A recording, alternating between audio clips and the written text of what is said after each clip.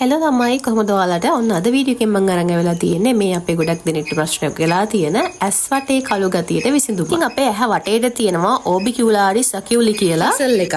ඉතින් ඔන්න ඔය මසල් එක පිහිටලා තියෙන්නේ අපේ ඇහැ වටේ තියෙන බෝන් එකක් උඩ. ඉතින් මේකත් එක්ක පොඩි ෆැට් ලේ එකක් තියෙනවා. ෆැට් පෑඩ් එකක් කියලා අපි හඳුන්වනවා. ඉතින් ඔන්න ඔය ෆැට් පෑඩ් එක පොඩ අඩු වෙලා යනවා. ඒ කියන්නේ දිය වෙලා යනවා. ඉතින් මේ දියවීමත් එක්ක ඇහි රැලි ස්වභාවයක් මතුවෙනවා.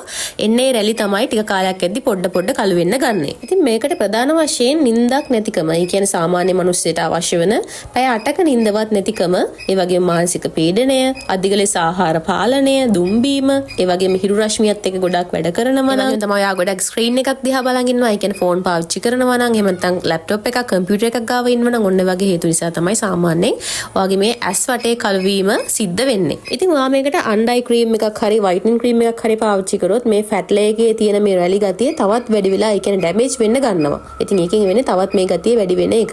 ඉතින් මම ඔයගලන්ට අද කියලා දෙනවා ස්වභාවික සත්කාරයක් වගේම ගෙදරදීම කරන්න ඕනේ ට්‍රීට්මන්ට් කිහිපයක්. එහෙනම් අපි බලමු කොහොමද මේක කරගන්නේ කියලා. එහෙනම් බලමු ඉස්සෙල්ලාම අයි පැක් එක හදාගන්නේ කොහොමද කියලා. මේ තියෙන ළමයි තේ මණ්ඩි. ඉතින් ඔයගලන්ට මේකට ග්‍රීන් ටී පවුඩර් උනත් ගන්න පුළුවන්. ග්‍රීන් ටී පවුඩර් ගන්නවා නම් ගොඩාක් හොඳයි. මේ විදිහට මම තේ හැඳි දෙකක් එකතු කරගන්නවා. ඊට පස්සේ මේ කෝපි පවුඩර් තේ හැන්දක් එකතු කරගන්නවා. ටර්මරික් තේ හැඳි භාගයයි. ඊට පස්සේ අපිට ඕන ෆ්‍රෙෂ් මිල්ක්. ෆ්‍රෙෂ් මිල්කුත් අපිට තේ හැඳි දෙකක් වගේ ප්‍රමාණය අවශ්‍ය වෙනවා මෙතනදී. මීපැණිත් ගන්නවා. අපි මීපැණි ගන්නේ සාමාන්‍යයෙන් තේ හැන්දක වගේ ප්‍රමාණය. ඊට පස්සේ මේ ටික ඔක්කොම හොඳට මික්ස් කරගන්න ඕනේ මෙන්න මේ විදිහට. සාමාන්‍යයෙන් විනාඩියක් දෙකක් විතර වගේ මේක හොඳට මික්ස් කරගන්න ඕනේ. ඉතින් දැන් ඔයගලන්ට තේරෙන්න ඕනේ සාමාන්‍යයෙන් අන්ඩයි ක්‍රීම් එකක් පාවිච්චි කරත් ඔයාලගේ මේ ඇස් වටේ තිබ්බ කළු ගතිය අරින්න බැරුණි අය කියලා. ඒ වගේම තමයි පැක් වර්ග පාවිච්චි කරත් හරි ගියේ නැත්තේ අය කියලා දැන් මම ඔයගලන්ට කියලා දෙන්නම්. ඉතින් ඔයා හදාගත්ත පැක් එක මේ විදිහට ඔයගලන්ගේ ඩීප් ෆ්‍රීසර් එකේ විනාඩියක් විතර තියන්න ඕනේ. ඒත් එක්ක මේ වගේ හැන්දකුත් දාලා තියාගන්න. මේ පැක් එක ගන්න කලින් මේ පැක් එක නෙමෙයි මොන පැක් එකක් ගන්න කලින් ඔයාගේ මෙන්න මේ වෙද ඇඟිලි දෙකෙන් ඔයාගේ ඇස් දෙක වටේට පොඩ්ඩක් ඔයා හිමීට මසාජ් කර ගන්න ඕනේ මෙන්න මේ විදිහට. ඒත් එක්කම ඔයාගේ මේ ඇස් දෙක දෙපැත්තේ තියෙන ප්‍රෙෂර් පොයින්ට් දෙකක් ඒකත් මේ විදිහට පොඩ්ඩක් තද කර ගමන් තමයි ඔයා මේ මසාජ් එක කරන්න ඕනේ. මේක පැක් එක ගන්න කලින් නෙමෙයි සාමාන්‍යයෙන් ඔයා රැට නිින්ද යන්න කලින් කරනවත් ඒක ගොඩක් හොඳයි. ඊට පස්සේ ඔයා අර ෆ්‍රිජ් එකෙන් එළියට ගත්ත හැඳි දෙක මේ විදිහට ඔයාගේ ඇස් දෙක වටේට තියලා අර විදිහටම ඒ විදිහටම වක්‍රාකාරව මේ විදිහට පොඩ්ඩක් තිය ගන්න.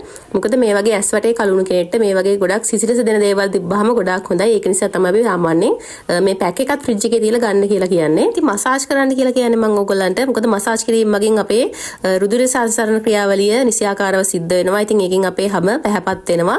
සහ ඔයාගේ මේ ඩැමේජ් වෙලා තියෙන මේ ෆැට් ලේ එකත් යථා තත්ත්වයටපත් කරගන්න පුළුවන් ඔයාලට මසාජ් එක හරහා. මේ පැක් එකත් ඔයාලට පුළුවන් ඊට පස්සේ මේ විදිහට ඇස් දෙක වටේට ආලේප කරලා විනාඩි 15කින් 20කින් වගේ හොදලා ඉවත් කරන්න.